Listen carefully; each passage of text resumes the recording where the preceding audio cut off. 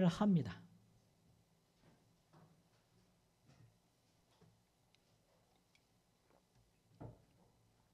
사무엘하 5장 1절에서 5절 말씀입니다. 사무엘하 5장 1절에서 5절 말씀 우리 한 절씩 교독하겠습니다. 제가 먼저 1절 말씀 읽겠습니다.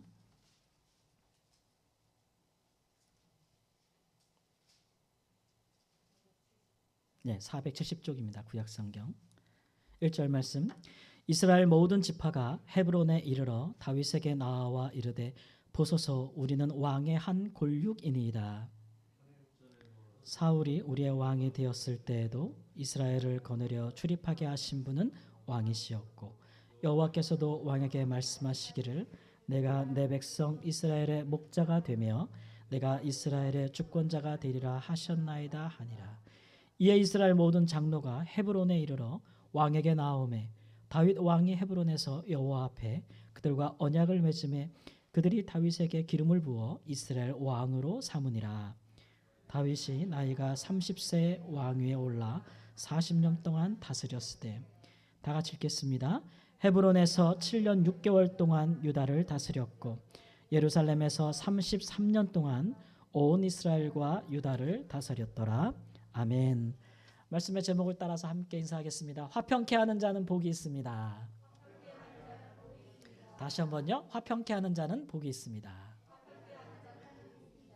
아멘. 대통령 선거가 끝났습니다. 국내적으로 또 국외적으로 정세가 아주 엄중한 상황이라 어느 때보다도 국민들이 신중했다고 생각합니다. 지금 이제 경제적으로 다시 글로벌 경제 위기가 올 것이다라는 그런 말들이 나오기 시작하고 또 이제 21세기에 전쟁이 일어난다면 앞으로는 동아시아에서 일어날 것이다. 그런 위기설이 나돌고 있습니다. 뿐만 아니라 지금 우리가 처한 기후 위기가 우리의 생태계를 파괴하고 정말 심각한 환경을 초래할 것이기 때문에 그것이 인류에게 재앙이 될 것이다. 이런 정말 그 위기에 봉착한 여러 가지 일들이 거론이 긴급한 현안들로 거론이 되고 있습니다. 이것은 비단 그냥 추측하는 것이 아니고 실제 이제 국제 기구들이 모일 때마다 이런 것들 실제적으로 논의하는 것들을 우리가 볼 수 있습니다. 이런 상황에 신중한 선거가 이루어졌는데 그 결과를 보니까 너무 미세할 차이로 팽팽해요. 우리 국내 여론이 이것에 대한 투표 결과를 놓고 분석하는 많은 뉴스들을 보긴 했는데 좀 더 객관적으로 보려고 저는 외신들도 많이 찾아봤거든요. 외신들은 이러한 우리나라 상황을 어떻게 보고 있을까 그랬더니 주로 이제 하는 말들이 뭐냐면 대한민국의 국론이 반반으로 분열됐다 이렇게 얘기했습니다. 그래서 그것이 조만간 사회적 문제들로 돌출될 수 있다라고 얘기했습니다. 과거에는 이런 선거를 하면은 우리나라가 이렇게 두 지역으로 쫙 갈렸어요, 그죠? 지역적으로 이렇게 양분되는 것을 볼 수 있었는데 이번에 선거 결과를 보니까 지역적인 것보다 훨씬 광범위하게 우리나라가 나눠졌다는 것을 이제 확인하게 됐죠. 지역적인 것은 물론이고 이것도 개선됐다고 보기 어렵고 그다음에 세대별로 굉장히 많이 표가 양분된 것을 볼 수 있고 심지어는 남성과 여성 사이에도 표가 굉장히 나눠졌어요.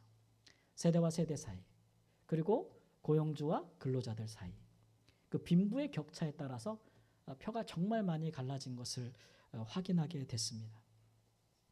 그래서 다음 정부의 이제 차기 과제 중에 가장 중요한 것은 우리가 길거리에 이제 현수막에서 여러분 보시듯이 국민통합이 됐어요. 국민통합. 이번 주간에 SNS에서 떠도는 영상 중에 하나가 지하철에서 어떤 젊은 사람이 좀 아버지뻘 되는 사람을 막 폭행하는 장면이 막 떠서 막 인터넷에 뿌려지는 것들을 봤고 많은 사람들이 봤어요. 핸드폰을 가지고 막 머리를 가격을 하는데 많은 사람들이 그것을 막 찍고 있는데도 공공의 장소에서 전혀 거리낌이 없이 부끄러움이 없이 그런 것을 한번 보면서 저도 너무 충격을 받아가지고 야, 이 대한민국이 이 공공의 질서가 이 정도인가? 라는 생각이 들 정도더라고요. 제가 성교제 너무 어리서 잘 몰랐나요? 나이 드신 분들이 볼 때 젊은 사람들 무섭다. 이렇게 생각하지 않을까. 물론 그런 것들이 널리 퍼지면서 경각심을 일으킬 수는 있지만 그러나 한편으로는 또 그런 것이 보편화되는 것도 경향도 흐름도 있기 때문에 정말 우리 가운데 누구나 할 것 없이 마음에 이 불안함과 걱정과 분노들이 있지 않는가, 좀 그런 걱정들로 많이 사람들이 걱정하는 것 같습니다. 이번 주간에 새 예배당이 들어서 다산에 갔다가 그 근처 식당에 가서 식사를 했는데요. 계산을 하려고 나오는데 카운터 옆에 조그맣게 어떤 간판이 하나 붙여 있고 글씨가 있더라고요. 그러니까 봤더니 히브리어로 써져 있어요. 샬롬이라는 말이 써져 있더라고요. 이곳에 오는 분들에게 평화가 있기를 원합니다. 아주 작게 써놨는데 저는 이제 눈에 그게 확 띄더라고요. 그래서 보면서 그래, 정말 우리에게 이 시대에 필요한 것은, 지금 필요한 것은 사람들 사이에 평안이 아니겠는가, 평화가 아니겠는가. 이 나눠지고 갈라진 것들이 하나 되는 것이 정말 우리에게 필요하지 않겠는가. 여러분, 샬롬이 뭐예요? 평화라는 말이에요. 하나님과 사람 사이에, 하나님과 하나님이 지으신 이 창조 세계 사이에, 또 사람과 사람 사이에, 또 우리 인간과 피조물 사이에 하나님이 창조 때에 주신, 선물로 주신 평화가 있는 거, 평안이 있는 거, 분열과 갈등과 다툼이 없는 거, 전쟁이 없는 거, 그걸 우리가 샬롬이라고 그래요. 우리 서로 만날 때 항상 우리 인사하는 게 뭐죠? 서로 첫 마디가, 예전에는 뭐 식사하셨어요? 밥 먹던 시대에는 식사하셨어요? 그런데 안녕하세요 이런 거 아니에요? 이 안녕이란 말이 샬롬이란 말이에요. 샬롬이 우리의 삶에 가득하면, 이루어지면 그 다음부터는 평안한 가운데 이제 번영의 시대가 열리는 것이죠. 근데 지금 우리가 살고 있는 지금 21세기는 이 샬롬이 위협받고 있는 시기라는 것은 분명하다고 할 수 있겠습니다. 이런 때일수록 우리 믿는 사람들, 그리스도인들, 교회의 이 사회적인 책임은, 역할은 정말 중요할 것이다라는 생각이 듭니다. 누가복음 2장 11절 14절 말씀에 보니까 오늘 너희 다윗의 동네에 너희를 위하여 구주가 나셨으니 곧 그리스도 주시니라. 지극히 높은 곳에서는 하나님께 영광이요 땅에서는 기뻐하심을 입은 사람들 중에 뭐로다? 평화로다. 이게 우리 성탄절날 막 암구하고 막 그랬던 거 아니에요. 예수님께서 이 땅에 오실 때 오시는 목적이 뭐냐 하면 하나님께는 영광이고, 하나님과 샬롬이 이루어지는 거예요. 땅이랑 하늘과 땅 사이에. 그다음에 사람들 가운데 또 평화, 샬롬이 임하는 거예요. 그 일을 위해서 우리 예수님께서 이 땅에 오셨다는 거죠. 그것을 가장 잘 보여주는 게 십자가 아니겠어요? 하늘과 땅을 이어주고 사람과 사람 사이를 이어주는 그 그리스도의 사랑이 바로 샬롬이에요. 샬롬. 이 샬롬은 그러니까 하나님께서 우리 인간에게 주시는 정말 최고의 선물이기도 하고, 누구나 자기가 스스로 그리스도인이라고 생각하거든. 예수님을 쫓아서 나도 이 땅에 이 샬롬을 이루는 사람이다, 샬롬을 가져오는 사람이다라는 어떤 소명의식을 느끼게 해주는 거예요. 우리 사랑하는 성함께 성도님들 삶 가운데 하나님이 축복하시고 선물로 주시는 이 샬롬이 충만하기를 주님의 이름으로 먼저 축복합니다. 샬롬이 이루어지면 평안의 시대가 열리고 번영의 시대가 열리는 거예요. 여러분, 어떻게 그러면 우리가 이 샬롬을 누릴 수 있겠습니까? 오늘 본문의 내용을 보니까 오랫동안 분열하고 갈등하고 전쟁했던 이스라엘이 마침내 그 모든 것이 종식되고 새로운 샬롬의 시대로 들어가고 있는 것을 기록하고 있는 역사적인 순간이에요. 언제부터 그렇게 시작됐냐 하면 바로 다윗이라는 사람이 이스라엘 왕으로 등극하는 그 순간, 그때가 이스라엘에게는 샬롬이 시작되는 역사적인 순간이에요. 다윗 이전에도 이스라엘 왕이 없었던 것은 아니죠. 누가 있었어요? 사울 왕이라고 있었어요. 초대 왕인데 이 사람이 겸손해 하나님을 섬길 때에는 이스라엘이 평안했는데 대적을 물리치고, 이 사울의 마음에 교만함이 오면서부터 이 사람이 나도 다른 나라의 이방 왕들처럼 내 마음대로 내 뜻대로 통치하고 싶다, 그런 유혹이 들어오면서 이 사람이 하나님을 버렸어요. 마음에 하나님을 버렸어요. 하나님을 버리게 되니 하나님이 왕일지라도 지키라고 주신 거룩한 말씀과 계명도 버리게 됐죠. 왕이 하나님을 버렸으니 하나님의 신이 더 이상 그 왕과 함께 하지 않았어요. 이스라엘 나라를 통치할 수 있는 지혜나 믿음이나 신앙이나 의로움이 더 이상 존재하지 않게 됐어요. 하나님의 영이 떠났어요. 그 다음에는 악한 영이 와서 그를 부리기 시작했어요. 한 나라의 지도자가 이렇게 됐으니 이스라엘이 어떻게 됐겠어요? 그 다음부터는 그냥 혼란 그 자체예요. 그렇잖아요, 여러분. 한 나라의 지도자든지 한 단체의 지도자든지 한 가정의 머리든지 가장이든지 이런 사람들이 하나님 앞에 온전히 서지 못하고 이 샬롬을 소중히 여기지 않으면 그 다음부터는 정말 고통의 시간들이 오는 거예요. 분열하고 다투고 갈등하는 거 너무 고통스러운 일이잖아요. 우리 인생에 정말 그런 일들이 많아요. 온 이스라엘이 불안과 전쟁, 갈등 속에서 고통받기 시작했어요. 하나님께서 이런 것들을 안타까워하시고 아파하셔서 새로운 왕을 세우기로 하셨습니다. 그래서 하나님께서는 다윗에게 사무엘 선지자를 통해서 기름을 붓고 왕으로 임명하셨습니다. 근데 문제는 사울이 그것을 인정하지 않았다는 거예요. 자기 자신도 여호와께서 기름을 부어서 왕이 되놓고 하나님께서 다른 자를 왕으로 세우자 그것이 그에게 정말 큰 문제가 되었죠. 그래서 이 사람은 다윗을 죽이려 했어요. 다윗은 거의 10년 동안이나 왕과 왕의 군대를 피해서 도망자로 살아야만 됐었습니다. 사울이 죽은 후에도 7년 동안 다윗은 이스라엘 왕이 되지 못했어요. 다윗은 오직 그애가 속한 지파, 유다 지파의 한 지파의 왕이 됐을 뿐이에요. 7년 동안. 그리고 나서는 다윗의 집과 사울의 집이 오랫동안 7년 동안 계속 분열하고 갈등하고 전쟁했어요. 그 가장 많은 피해를 보는 사람들은 이스라엘 국민들이죠. 백성들이 가장 큰 피해를 봤죠. 이런 상황이 계속된다면 이제 결과는 뻔해요. 이스라엘은 양분될 것이고 국민들도 분열될 것이고 고통은 계속될 것이고 나라는 쇠약해질 것이고 망할 것이다. 이건 분명하잖아요. 그러니까 이 다윗의 마음이 얼마나 초조했겠어요. 결과적으로 이런 상황에 이런 갈등의 시대가 지나가고 다윗이 온 이스라엘의 왕이 됨으로써 드디어 평화의 시대가 열렸다는 것을 본문이 보여주고 있습니다. 어떻게 그런 일이 있었을까? 다윗은 어떻게 하나님의 샬롬을 이스라엘 가운데 가져올 수 있었을까? 그것이 오늘 우리가 살펴보고자 하는 주제입니다.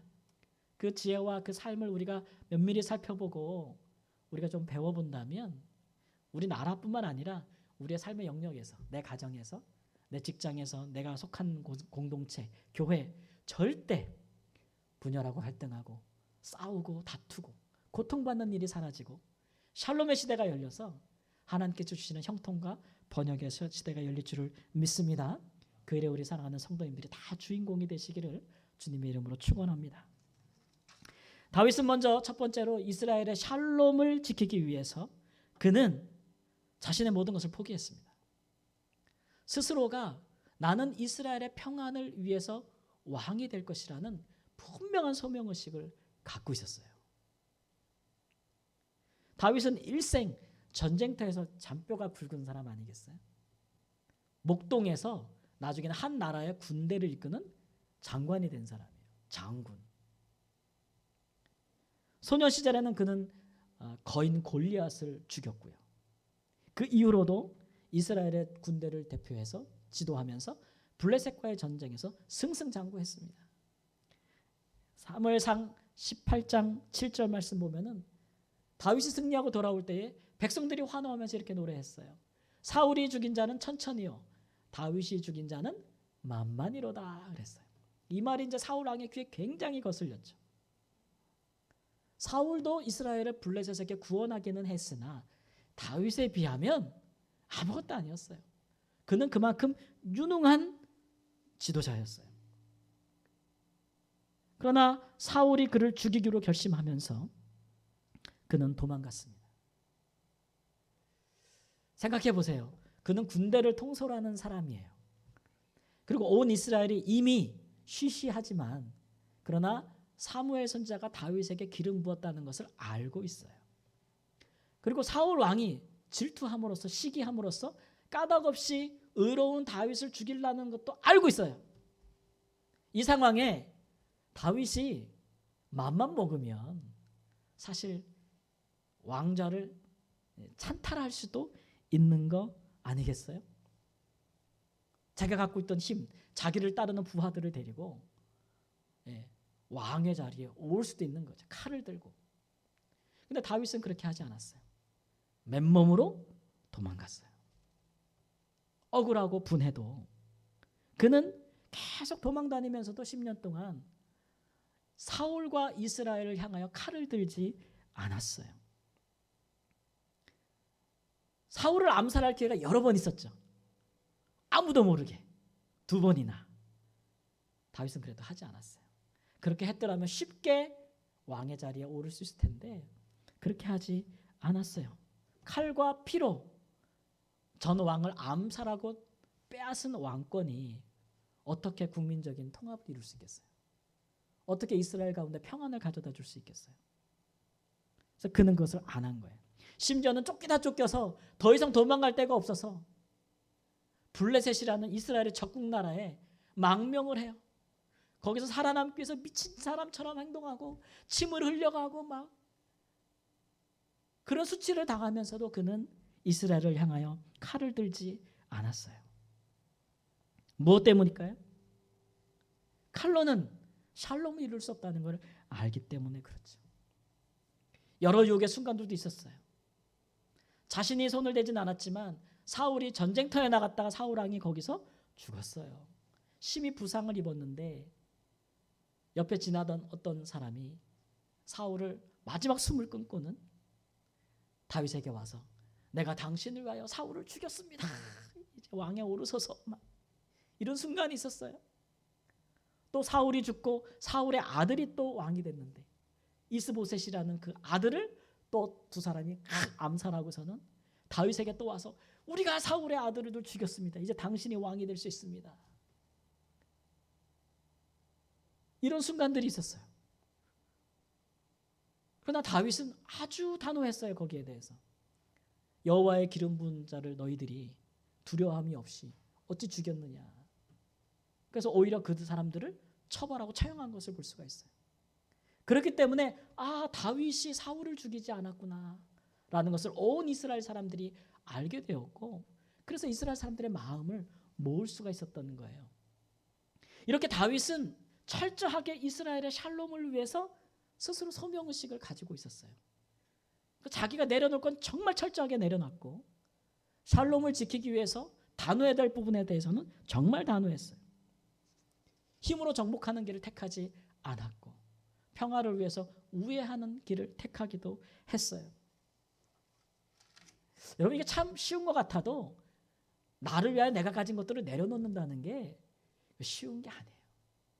지름길을 포기하고 고난의 길을 택한다는 게 어려워요. 그러나 우리의 삶 가운데 샬롬을 이루려면 어쩔 수 없는 이렇게 해야만 되는 순간들이 있어요. 사람도요.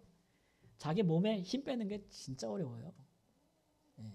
몸에 힘이 들어가는 거는 자동적으로 들어가는 거예요. 내 자신의 이익을 위해서 내 자신의 손해보지 않기 위해서 내가 가진 모든 것을 동원하겠다고 하는 거는 본능적인 거예요. 누가 스스로 자처하여 고난의 길을 가겠어요. 근데 소명의식이 있으면 그렇게 할 수 있는 거예요. 이번 주간에 다산에서 우리 이제 본당하고 저희 이제 그 식당 카페랑 이렇게 타일을 헌신한 어떤 사랑하는 형제가 있어요. 그래서 그분을 만나서 같이 얘기할 기회가 있었는데, 근데 이제 몇 주 만에 다시 만나서 뭐 측정하고 이랬는데, 그 친구가 이렇게 오른손이 팔이 부러져서 온 거예요. 한 2주 만에. 그래서 2주 안에 무슨 일이 있었냐 하니까 멋쩍게 웃어요. 그래서 뭐 하다가 팔이 부러졌어? 그랬더니 골프 치다 부러졌다네. 그것도 골프, 스크린 골프 있죠, 여러분. 스크린 골프 요즘 많잖아요. 저도 20대 때 몇 년 동안 대학 갈 등록금을 벌려고 이 산에서 골프 연습장에서 공을 몇 년 동안 줬었거든요. 그래서 골프를 좀 쳐요, 저도. 그래서 제가 아는 게 있죠. 골프 치려면 몸에서 힘을 빼야 된다. 힘 빼는데 몇 년 걸릴 수도 있다. 여러분 어떤 운동을 배우든지 제일 먼저 하는 게 뭐라 그러냐면 가르치는 사람들이 힘 빼라 그래, 힘 빼라고. 그 배우는 사람들이 그러죠. 나는 힘주고 하는 거 아닌데 나 힘 안 줬는데. 근데 딱 전문가의 프로의 눈으로 보면 몸에 힘이 잔뜩 들어가 있는 거예요. 근데 본인은 몰라요. 본인은 몰라요. 힘 빼는 게 그렇게 어려워요. 똑같아요. 우리가 살아가면서 우리가 안 그런다고 생각하는데 우리 가운데 힘이 들어가 있는 것들이 있어요. 우리 자신의 이익을 위해서, 우리 자신의 권리를 위해서 있어요. 그런 것들을 좀 빼야 돼요. 뭐를 위해서? 평화를 이루기 위해서. 우리 그런 것들을 내려놓을 때 평화가 이루어지는 거예요.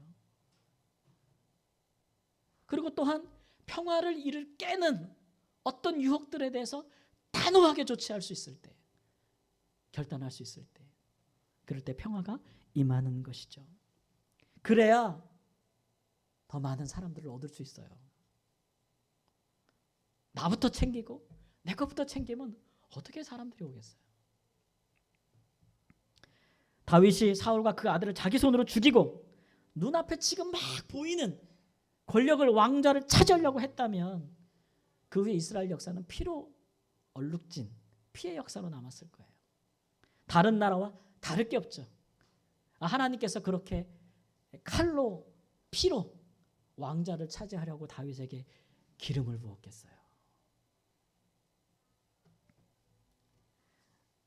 이번 주간에 저랑 말라위에 같이 있던 선교사님, 오래된 선교사님 한 분이 책을 내셔가지고 그 책을 또 저희가 이제 구입을 했습니다. 제 아내도 읽고 저도 읽고 그랬는데, 그분은 우크라이나에서 7년 동안 선교 사역을 했고 몽골에서 또 10년을 했고 말라위에서도 선교를 하고 계신 분인데 평신도 선교사예요. 전문인이시고 의사고 치과입니다.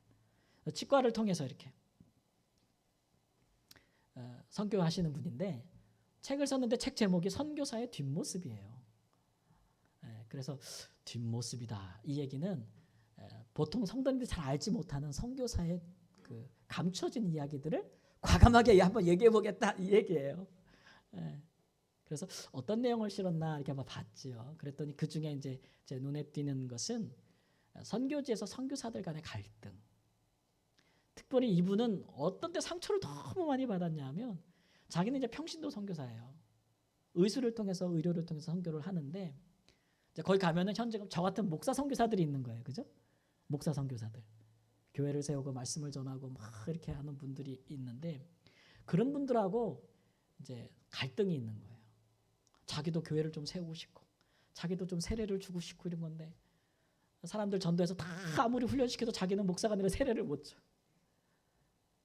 그럼 목사님들이 와가지고 세례는 목사가 주는 거야 그러면서 이렇게 되고 또 좀 무시당하고 막 이런 것들이 있었나 봐요, 경험상. 그래가지고 그 상처가 너무 있어서 그런 쪽으로 아주 글이 매섭게 써졌더라고요. 목사 선교사들이 좀 자기를 좀 내려놓고 그래야 우리도 선교사인데 말이야 막 이러면서 한국에 돌아와도 목사 선교사들만 교회에서 초청하고 평신도 선교사들은 초청도 안 해주고 이런 글들이 그냥 쫙 제가 이해는 하겠더라고요. 저도 이제 말라위 가면 저희 선교팀 있잖아요. 우리 5가정이 함께 하고 있는데 저만 목사거든요. 그러니까 저는 이제 4분의 이제 평신도 선교사들과 한 팀을 이루어서 제가 리더로 선교 사역을 했기 때문에 정말 그 중요하다고 생각해요. 만약에 제가 리더고 목사로서 딱 움켜쥐고 있으면 그분들이 남아있지 않겠죠. 그래서 항상 생각해야 돼요. 조금 더 내려놓으려고 하고 조금 더 기회를 주려고 하고 막 이런 생각들을 많이 하지 않으면 팀 사역을 이끌어가기가 굉장히 어렵다는 것을 정말 경험을 많이 했어요. 뿐만 아니라 현지인들과도 마찬가지예요. 자칫 잘못하면 선교사가 굉장한 우월의식을 갖고 현지인들 가운데 다가갈 수가 있어요. 나는 너에게 도움을 주러 온 사람들이고 너희는 도움을 받는 사람들이고 나는 많이 배웠고 너희들은 못 배웠고 뭐 이런 식의 사고를 가질 수가 있어요. 그래서 선교 단체나 사역을 운영할 때도 현지인들을 다 배제시키고 선교 법인이 있으면 거기 현지인들은 다 제하고 본인 혼자만 딱 이렇게. 그러니까 선교사들이 제일 우리가 하나님 앞에서 경계해야 될 것이 뭐냐면 자기 왕국을 세우는 거거든요. 제일 경계했는데 그 유혹의 덫을 이기지 못하는 분들이 있어요. 현지인들을 존중하고 그들을 우리의 동역자로 받아들이고 서로 부족함을 용납하고 나도 그들처럼 되려 하고 그를 대접하려고 하고 대접받고 싶은 만큼 대접하고 이러기 위해서는 우리 본능은 힘이 안 빼지거든요. 정말 하나님 앞에서 자기 자신을 낮추고 부단히 영적으로 노력하지 않으면 될 일이 아니에요. 여러분, 샬롬은 이런 식으로 이루어지는 거예요. 그냥 어디에 간판 걸어놓고 샬롬 한다고 이루어지는 것이 절대 아니죠. 우리 예수님 보세요. 이 땅에 하나님과 우리 사이를 화목하게 하시려고 샬롬을 허락하시려고 사람과 사람들 사이의 분쟁과 다툼을 그분이 끝내게 하시고 서로 사랑하게 하시려고 하신 것이 뭐예요? 제일 먼저 하신 것이 뭐예요? 자기가 하나님의 아들로서 갖고 있는 영광과 모든 것을 내려놓는 거예요. 그리고 이 땅에 오신 거예요. 그 십자가가 곧 샬롬인 거예요. 마태복음 5장 9절 말씀에 화평케 하는 자는 복이 있나니 그들이 하나님의 아들이라 일컬음을 받을 것이며 이 땅에 살면서 샬롬을 이루기 위해서 애쓰는 사람들에게 복이 있다 이거예요. 어떤 복이 있어요? 하나님의 아들이라고 칭함을 받는다. 예수님이 하나님의 아들로서 그런 분인데 똑같은 하나님의 아들이 되는, 마치 예수님은 장자고 우리는 그 다음인 것처럼 그렇게 일컬음을 받는 최고의 영예죠. 사랑하는 성도 여러분, 이 놀라운 칭찬을 하나님 앞에 다 듣게 되시기를 주님의 이름으로 축원합니다. 우리의 삶에 최고 우선순위들이 많이 있어요. 그러나 우리가 나는 이 땅에서 화평케 하는 사람으로 살겠다. 나는 샬롬을 이루는 사람으로 살겠다. 나로 인해서 분쟁하고 다투고 싸우는 일이 아니라 나로 인해서 화목하고 평안과 번영을 이루는 부흥하는 놀라운 일들에 나는 내 인생을 그렇게 살겠다. 나는 그런데 소명의식이 있다. 아멘. 네, 그런 확신을 갖고 사시기를 주님의 이름으로 축원합니다.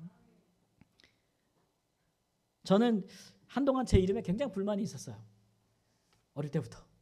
남자 이름이 원화가 뭐야, 원화가. 심지어는 이 이름 때문에 어디 가서 사람을 만나지도 못했어요. 약속해서. 그 사람은 여자를 찾고 제 이름이 원화인데 이게 여성 이름 같다 그래가지고 어떤 분이 저를 계속 약속해서 여자만 찾은 건데 없으니까 결국 서로 같은 장소에서 못 만난 거예요. 어릴 때는 제가 왜 남자 이름을 원화라고 줬어. 부모님을 원망하고 막 그랬어요. 그러다 어느 날 이제 제 이름의 한자 뜻을 보게 됐죠. 강원화 아닙니까? 편안할 강자에 으뜸원자에 평화화자. 의미가 너무 좋은 거예요. 나는 정말 세상에 평화를 전하는 그런 일에 앞장서는 사람이 돼야겠구나. 이름 의미가 진짜 좋네. 그래서 생각을 바꿔버렸어요. 그러다 보니까 어디 가서든지 나는 하여튼 내가 있는 곳을 하여튼 평화롭게 하는, 화목하게 하는 그런 역할을 해야겠다라는 소명의식이 생기더라고요. 꼭 이름이 아니더라도 그 소명의식은 누구나 그리스도인들에게는 하나님이 주시는 거예요. 사랑하는 성도 여러분, 화평케 하는 자가 되셔서 하나님의 아들이라 일컬음을 받는 존귀한 축복을 받으시기를 주님의 이름으로 축원합니다. 두 번째로 다윗은 어떻게 샬롬을 끝까지 이룰 수 있었냐? 그 고난의 길에서 다윗은 하나님의 주권을 끝까지 믿었어요. 아멘. 하나님의 주권이라는 게 뭐예요? 이스라엘의 왕을 세우는 분은 누구라고요? 결국 하나님이라는 거. 형편이 어떻게 돌아가든지 상황이 어떻게 돌아가든지 내가 죽음의 위기를 만나든지 위태롭든지 아니든지 모든 순간에 그 믿음을 저버리지 않는 거예요. 나에게 사무엘 선지자를 통하여 기름 부으신 여호와께서 결국 이스라엘을 왕을 임명하는 주권자다. 이게 이스라엘의 다른 나라와 다른 점이에요. 다른 이방 나라들은 왕을 누가 세워요? 스스로 왕이 되는 거예요. 누가? 힘 있는 자가. 힘 있는 자가 왕을 차지하고 왕권을 뺏는 거예요. 그런데 이스라엘 나라는 처음부터 그렇게 세워지지 않았잖아요. 이스라엘은 처음부터 하나님과 언약한 백성들이에요. 애굽에서 나올 때부터 우리는 하나님의 백성, 하나님은 우리의 왕. 하나님이 처음부터 왕을 세우라고 먼저 말씀하지 않았어요. 이스라엘 백성들이 우리에게도 왕을 주소서 그러니까 하나님께서 허락하셨을 뿐이지만 그러나 분명히 하셨죠. 진정한 왕은 여호와 하나님이시고 너희들이 왕을 원하여 왕을 줄지라도 그 사람은 하나님이 임명하시는 거예요. 하나님께서 사울에게 영원한 왕권을 약속하신 적이 없어요. 그러니까 여호와께서 사울이 하나님을 버렸을 때에 다윗을 기름 부어 왕으로 삼으신 것은 부당하게 행하신 것이 아니에요. 임명권자가 왕을 임명하기 때문에 부당하게 행하신 것은 아니죠. 다윗은 그것을 분명하게 알았고 기름 부으심을 받을 때에 하나님의 영이 자기에게 임한 것도 경험했어요. 그래서 사울이 자기를 죽이려고 했을 때도 많은 고난의 순간에도 그가 흔들리지 않았던 것. 하나님의 주권에 대한 강한 믿음과 신뢰 때문에 그렇습니다. 여러분 사울이 보기에는 겉으로 보면 다윗을 핍박한 것 같아요. 자기 사위인데 그가 왕 되는 걸 허락할 수가 없는 거죠. 질투와 시기 때문에. 근데 다윗을 핍박한 것 같아요. 근데 사실은 누구를 향하여 도전한 것이냐면 그를 기름 부어 세운 하나님의 왕권에 도전한 거예요. 이것을 다윗은 분명히 알았어요. 그렇기 때문에 자기를 향한 것이었으면 다윗이 자기 손으로 갚았겠죠. 아무 이유 없이 까닭없이 자기를 죽이려고 하는데 그 원수를 어떻게 가만두겠어요. 내가 살려고 하면. 근데 다윗은 알았어요. 이것이 겉으로는 나를 핍박하는 것이지만 결국은 나를 왕으로 기름 부으신 누구를 향한 거라고요? 하나님을 향한 도전이라는 걸 알았어요. 그렇기 때문에 이것은 누가 해결해야 돼요? 내가 손에 칼을 들어 해결하는 것이 아니고 누가 해결해요? 하나님이 해결하셔요. 그러니까 다윗은 항상 마음과 머릿속에 하나님에 대한 생각으로 가득 차 있었어요. 이게 경건한 사람의 특징이죠. 이러한 경건은 형통할 때나 범죄할 때나 동일하게 나타나요. 다윗이 후에 범죄한 적이 있죠.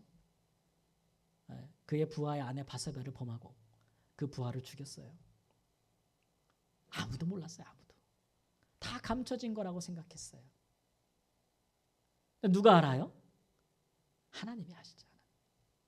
하나님이 나단 선지자를 보내서 다윗의 죄를 공개적으로 드러내고 책망하십니다. 그때에 다윗이 쓴 글에는 시편 51편 4절에 내가 주께만 범죄하여 주의 목전에 악을 행하였사오니 주께서 말씀하실 때 의로우시다 하고 주께서 심판하실 때 순전하시다 하리이다. 이렇게 고백했어요. 사울 왕은 하나님이 그의 죄를 책망할 때에 돌이키지 않았어요. 근데 다윗은 바로 엎드려서 내가 왕으로서 모든 걸 다 감추고 숨기고 아무도 몰랐는데 하나님이 그걸 드러내셔서 사람들 앞에 공개적으로 그 죄를 드러내고 책망하고 하나님의 선지자를 통해 고발하고 하나님의 심판대 자리에 섰을 때에 다윗이 한 말은 뭐냐면 하나님의 이 심판은 의롭습니다. 하나님은 공의로우십니다. 내가 사람에게 범죄한 것이지만 누구에게도 범죄한 거예요? 하나님께 범죄한 것이 맞습니다. 이런 고백은 그가 늘 하나님에 대한 생각을 가지고 있었다는 거예요. 특히 하나님의 주권에 대한 것. 사울은 자기가 다윗을 죽이려 했지만 그것이 하나님께 대한 반역임을 깨닫지 못했어요. 그렇기 때문에 그가 멸망한 것이죠. 하나님의 손에 의해 멸망한 것이에요. 그것은 다윗에게도 고난의 시간이었어요. 자그마치 기름 부음을 받고 왕위에 30세에 세움 붙기까지 몇 년이었냐면 15년이에요. 왕으로 기름 부음 받고 왕이 되기까지 15년 동안 그 중에 10년은 정말 고통스럽게 살았어요. 그런데도 다윗이 포기하지 않고 끝까지 설 수 있었던 것. 하나님이 나를 세워주셨다는 거죠. 하나님이 나를 세워주셨다. 이런 거 보면 하나님이 참 사람을 그냥 세우진 않아요.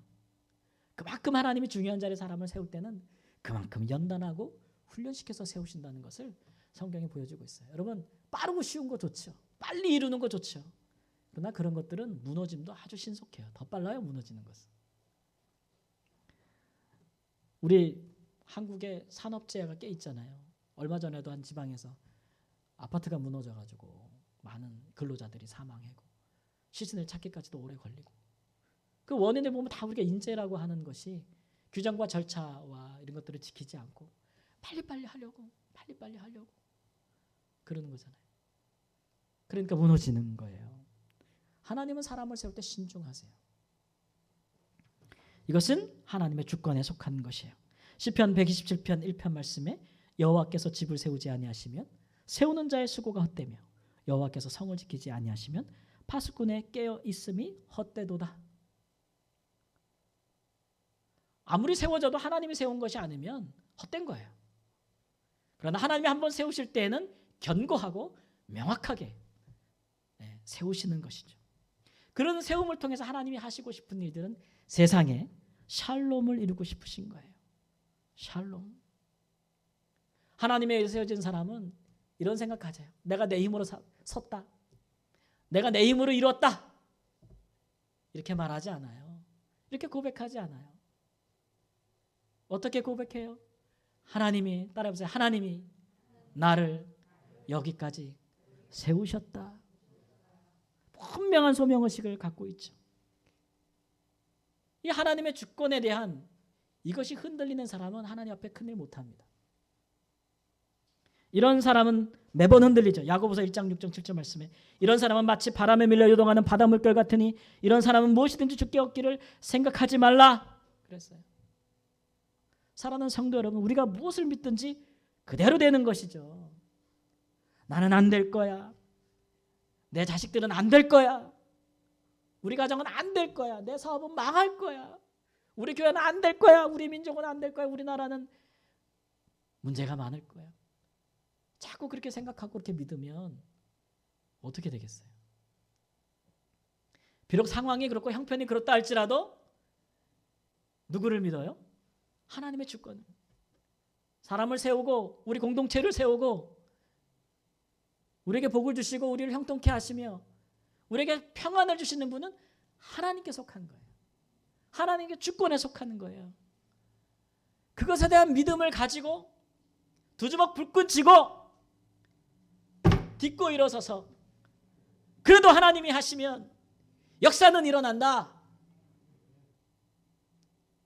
이렇게 고백하고 일어서는 사람, 분명한 확신이 있는 사람, 그런 사람 한 사람만 있어도 하나님이 얼마나 큰 일을 행하시겠어요. 다윗의 시대에 40년 동안 샬롬과 평안의 시대가 열렸어요. 하나님 한 사람을 세우심으로. 하나님이 우리 각자 한 사람을 세우면 얼마나 많은 평안의 시대가 열리겠어요. 때가 차면 이루실 것입니다. 하나님을 확신하는, 주권을 확신하는 이 믿음은 결코 무모한 것이 아니에요. 우리를 지혜롭게 하고 우리를 끝까지 모든 역경을 이기며 인내하게 하는 것이 그 믿음에 있어요. 우리를 담대하게 만들죠. 사울이 죽은 후에도 다윗은 7년을 더 기다렸어요. 온 이스라엘이 때가 돼서 다윗에게 스스로 나와서 이렇게 말할 때까지요. 오늘 말씀에 5장 2절 하반절 말씀에 여호와께서도 왕에게 말씀하시기를 내가 내 백성 이스라엘의 목자가 되며 내가 이스라엘의 주권자가 되리라 하셨나이다. 온 이스라엘이 와서 그러는 거예요. 이제 때가 됐습니다. 사실 하나님께서 당신에게 기름을 부어 왕으로 세운 지 오래됐습니다. 이제 우리가 가서 다 인정합니다. 그렇게 함으로써 이 때가 오기까지 다윗은 참고 또 참았던 거예요. 인내하고 또 인내했던 거예요. 준비하고 또 준비했던 거예요. 하나님이 그를 세우실 때까지. 사랑하는 성도 여러분, 결국 우리의 인생은, 우리의 가정은, 우리의 자녀는, 또 우리의 사업도, 또 우리 사회도, 우리 민족도, 우리 교회도 다 하나님 손에 달려 있습니다. 하나님 주권에 달려 있는 거예요. 우리가 그를 굳게 믿고 그 안에서 인내하고 그 안에서 즐거워하고 그 안에서 소망을 보고 끝까지 나간다면 하나님의 때에 하나님께서 정확히 이루실 것입니다. 샬롬은 하나님이 주시는 선물입니다. 받으려면 믿음이 있어야 돼요. 우리 가정, 우리 사회가 평화와 번영의 시대로 나가기 위해서는 우리가 우리 자신의 영광을 구하지 아니하고 좀 내려놓고 또 샬롬을 평화를 깨는 일에 대해서는 단호하기도 하고 인내로서 하나님을 확신하는 가운데 견디고 모든 것을 이겨내는 그런 시기가 필요할 것입니다. 혼자 힘들 수 있잖아요. 그러니까 우리 함께 하는 거예요. 함께. 가정에서도 혼자 우리 가정을 믿음 안에 세우고 복된 길로 가기 위해서 혼자 맨날 기도하면 힘들어요. 요즘 슈퍼 가보세요. 1+1. 한 몇 명 따라 붙어도 얼마나 수월하고 좋은지 몰라요. 함께 하는 거예요. 우리 성암교회가 그 일에 앞장설 줄 믿습니다. 이 시대에 우리 대한민국뿐만 아니라 열방에 하나님의 평안을 이루는 일에 우리 성암교회가 앞장서게 될 것입니다. 지금의 형편을 보고 계산하지 마세요. 하나님이 하시면 상상 초월해. 따라해보세요. 상상 초월. 상상 그 이상을 보게 될 것입니다. 거기까지 믿음으로 바라보는 사람이 가는 거예요. 우리의 능력대로 일하지 않습니다. 우리는 하나님의 능력만큼 일을 하는 거예요. 그런 귀한 하나님의 화평케 하는 자의 복을 충만히 받는 사랑하는 성도님 되시기를 주님의 이름으로 축원합니다. 기도하겠습니다. 이 땅에